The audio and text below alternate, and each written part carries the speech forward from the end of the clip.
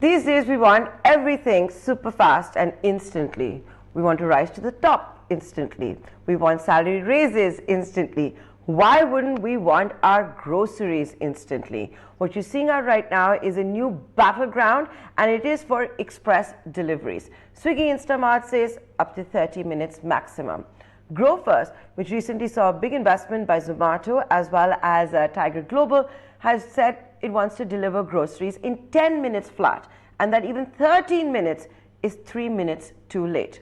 You have Dunzo, which is talking about it in 19 minutes. What's going on? How is this going to even be sustainable? I'm going to be discussing this and more with the big boss at Dunzo, Kabeer Biswas, who's joining us live. Kabeer, it's always a pleasure talking to you. Thank you so much for joining us here on Startup Central. I've got to say this right up front. 19 minutes? How did you arrive at this number 19 for deliveries? Cool. So, Nandara, I'll be honest, I think over the last couple of years' time, I think Dunzo has consistently been the fastest delivery service that's existed in the country. And that's pretty much what comes across in our NPS, as well as independent studies also. That predominantly the one big reason why people keep using Dunzo over and over again is because we're really quick and we are very reliable as a delivery service. And just to give some context before all of this noise started with regarding whether 10 to 30 is the right number, our average delivery times were in the range of about 21, 22 minutes. That's really what our average delivery times have been over the last 12 months time nearly, other than for whenever the COVID peaks ended up happening. I think there's been a lot of global noise in terms of as to what 10-minute, 15-minute deliveries will look like for what convenience store businesses in the on-demand space will look like. And there is a lot of proof that has happened with the Getters of the world, the GoPuffs of the world. There's also Gojek. There's also what you call Joker, and then there's also Gorillas in Europe.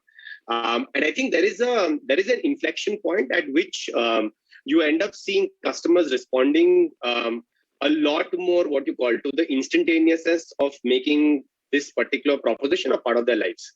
And we have actually tested it across the spectrum, starting from 4 minutes, 5 minutes, 6 minutes, 7 minutes. And these are very testable hypotheses, right, as to what is the right number that customers are willing to go ahead and transact at.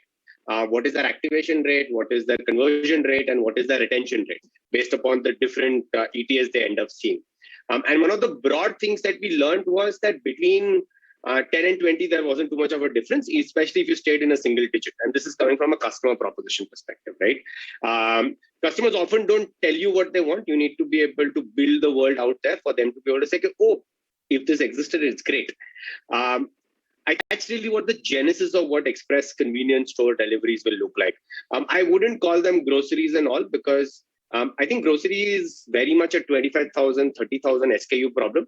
But in this use case, you'll end up seeing a smaller selection of anywhere from 2,000 to 5,000 SKUs getting delivered, anywhere from 10 to 25 minutes time. Now comes to the whole 10 minutes, 15 to 30 minutes and 19 minutes thing. I don't think we'll comment on that. I think we'll comment on our approach at this.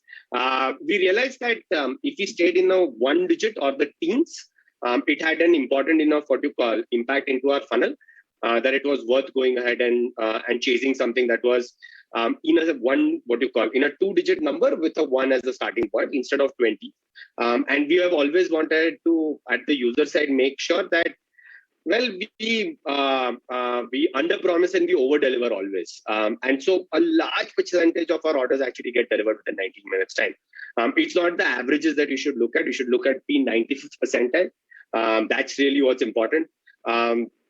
Today, for this category of express delivery, our what you call shipping times are in the average of about 1.7 minutes. So as soon as your order comes, the order is ready to leave the store within 1.7 minutes time. And with the right density of stores, you can go ahead and get it down to 15, 20 minutes time. I think what we are all missing in this actual number game is what we need to do is to be able to make our economics work. And the economics works because of not just what you call the time, it also is what the density of your stores is. So in India, with the average order values of nearly about 400 rupees per order, we will need potentially 1,200 to 1,300 odd what you call orders per day to be able to break even a particular small little micro fulfillment center. And for that, we believe that the right distance to the customer is at about 2 to 2.5 kilometers, and which is why we believe that the proposition of 19 is great enough, 19 to 20 minutes. We have also realized that customers care a lot more about selection and quality of product that's getting delivered to them than this difference between this 15, 30, 19 minutes that I think we're all trying to find a marketing positioning around. We are very excited about the 19 positioning because we have seen enough returns on our communication, and we believe that it is under promising and over delivering consistently on that promise. So now we know how you have arrived at the 19 minutes. And ever since you've done that and you started this program, have you seen more traction on the app? And are you maybe losing out to, let's say, a Grofers, which is boasting about 10 minutes? So no, I think the category is taking off from the same fashion what we noticed before this, right? As I mentioned to you, we were either ways in the 20 to 22 range, right? I think as a conversation, right, in the ecosystem, we need to stop focusing on this exact minute. I think it's great that we can all get it done quickly. It's important that we get it done safely, right? And we get it done at the right selection. Customers care a lot more about the selection that's getting delivered, the quality of selection that is getting delivered, and how often you are able to go out and meet the promised time, rather than going out and promising it and then going out and missing it multiple times, right? We haven't really seen any, it's growing at this point of time at 25-30% week on week. We actually believe that everybody's focusing on the wrong problem by going out and trying to figure out exactly what the time needs to be. The exact thing that I think we believe we want to focus on is how can we make sure that every time a customer comes to the platform, they're able to get what they want, they are able to buy it easily, and the what you call delivery as well as the reliable experience after that is consistent each time. Because this is a business about making sure that the repeats on it are much higher. So no, I don't think there is any business being lost to anybody right now. At this point, what we are doing is we're all building a category, and this category is most likely going to be massive, given the amount of frequency that exists with existing customers. Like customers just buy this 2-3 times a week, and their average order values are pretty large, which is why you're seeing so much interest from multiple players play out in this category right now. But Kabeer, right now we're also seeing, if I may call them, the big boys or the biggest boys or the men figuring out their plan. It's no secret, Amazon has already started doing it, which is onboarding kiranas on the app. So the user can actually, go on the Amazon app and shop. It's something you guys are also doing. Jio is also going to be doing it as a matter of time very soon. How are you going to compete with these biggies? We've done pretty well for the last 2 years. And that's it. We'll just keep executing and we'll keep executing and carry on doing what you were doing, but you didn't have all of them competing with you for the last 2.5 years. It's also the entirety of my business and about 1% of theirs. So you can imagine how ferocious it will be to compete.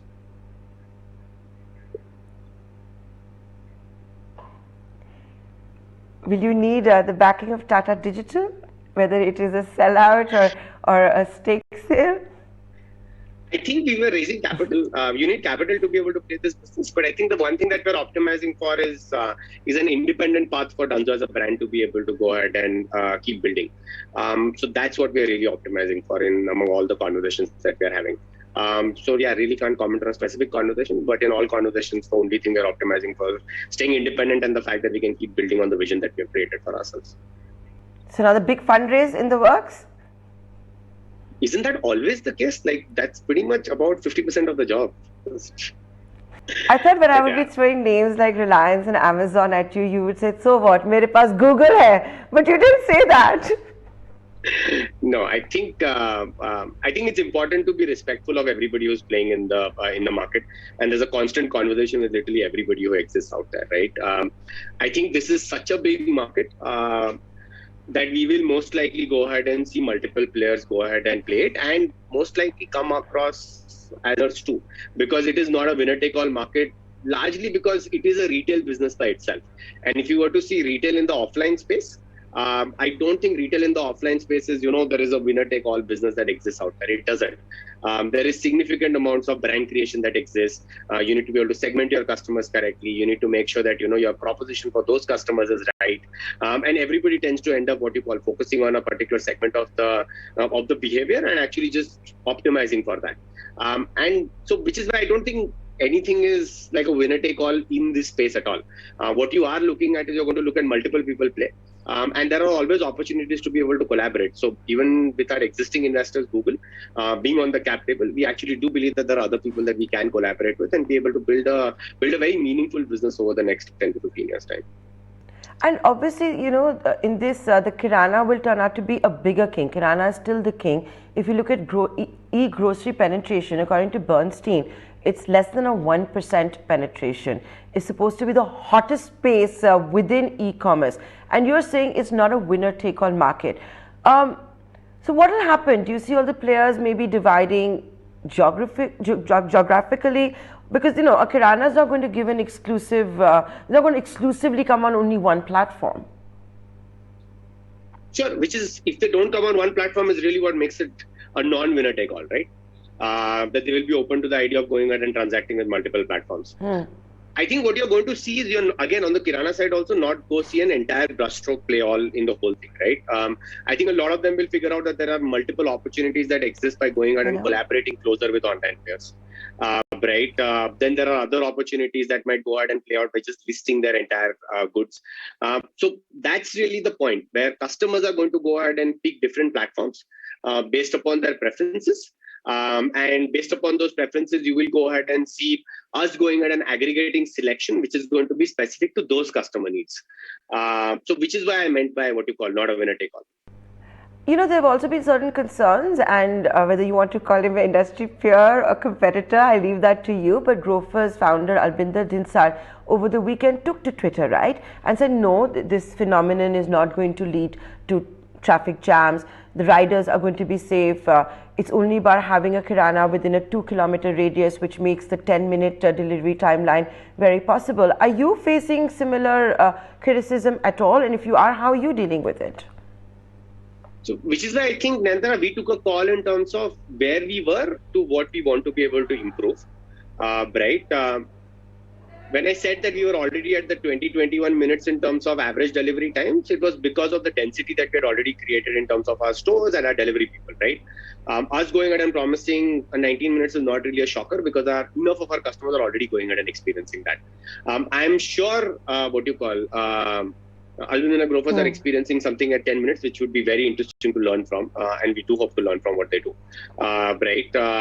But yeah, I think everybody builds an individual business and what you build based upon the data that you are seeing. It's the same way that, you end up seeing offline retailers and not all of the delivery timelines are the same, right? Somebody says they will deliver in 60 minutes time. Somebody says they will deliver in 4 days time. In 4 hours time. And you are making a choice based upon their selection. You are making a choice based upon your purchase history with them. There are multiple things that play out when you're going out and making that choice. So it's not just this one thing that's going to determine that, which is why I think it's important to learn from what they're doing and what experiment they're running. Kabeer, the other part, when we talk about this, so what is happening? Is this the Dunzo fleet, for example, which is going to deliver, or is it, the grocery store, the kirana store, which is going to be sending its own delivery boys? How is this? Or I would imagine a hybrid. No, so this will be the Dunzo fleet actually going ahead and delivering it. We believe that if you want to consistently go ahead and create a delivery experience that customers can rely on, you need to be able to build a delivery experience ground up. And pretty much make it like a full stack business, right? We want to be able to make sure that the kiranas have an option to be able to go ahead and make it easier for them to be able to use the same logistics business for everything else, which is why we do have a B2B part of the business also. But from a B2C perspective, the deliveries are all done by Dunzo personnel, because that's really what customers are coming to the platform for. And the reliability on the delivery leg or the delivery experience is very important to their attention. So, something else we've been talking about here on the channel, and something the finance minister had also promised in the budget speech, which was to have the world's first ever social security as far as the gig workers go. As you make these big promises and you look to deliver them, they're your partners, Kabeer. Can you share a little bit about us and what Dunzo may have done for its gig workers? So on the gig worker side of it, Nantara, I think what we have been able to do is we have constantly gone ahead and made sure that we provide them benefits that are what you call as best as what are available in the ecosystem. I think I remember we got our COVID insurances done really quickly. We make sure that we also went ahead and tuned our algorithms to make sure that there is no crowding at the store, so that partners can go ahead and what you call and not have to wait at the store too much, and they can come sequentially and not have to go ahead and queue up over there. We went ahead and made sure that there was a lot of deployment of what you call safety protection that could be taken for them at the stores, and they could come at what you call partner onboarding centers for them to go ahead and pick them up from. I think at this point, taking care of the delivery fleet is just table stakes. There is no way to actually go ahead and what you call build a business that's going to be empathetic to customers if you're not willing to be empathetic to delivery partners.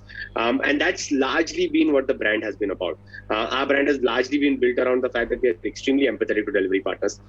We go ahead and build product for them that is hopefully world beating, so that they are able to increase their earnings. And during COVID, I think we were able to go ahead and even build a lot of stuff for their own protection from what you call making this daily earnings while making sure that they're not while they're going and staying protected. And Kabeer, you want to tell us, when you say sort of winner take on market, and you're just seeing more and more players enter, you're seeing old legacy companies take stronger positions. Like I said, Bernstein says that e-groceries may be going to be the most exciting space within e-commerce, less than a 1% penetration at the moment. What kind of a market share do you command at the moment? There are no numbers that are great. I think there is a Red Seer report that was done, I think, sometime last year, which put our market share on quick delivery maybe about 70-30. We were at 70% of the market. I think a lot of the category got created by us going ahead and experimenting and innovating on it over the last couple of years' time. Which is why that market share is at about 70-odd%. I'll be honest, at maturity, if you have 40% market share, we'll be really, really happy. This is a massive space. It is going to get a lot of people. The amount of TAM that exists in terms of behavior and the spends that people have on this category already, right? It's just organic to go make sure. It is just obvious that they want to see at least 4, 5, 6 people try. Because it is the biggest business in the country at this point of time. And it is coming online really, really quickly because we have found a way to be able to digitize what your kirana store transaction should look like. Before I let you go, Kabeer, I have to ask you this one question. Since there's so much money, the gush of liquidity that has started to come in towards India, China's actions seem to be helping the Indian startups as well. From your own space that you're in, you've seen one very successful IPO, the first one, which was Zomato. Are you dreaming of a market debut as yet? Any plans? So we always, Nantara, did this so that we could actually go ahead and be an independent public, company at some point. I think we'll be at that stage of maturity in about 24 months' time, where we should be able to take a pass at being a public company.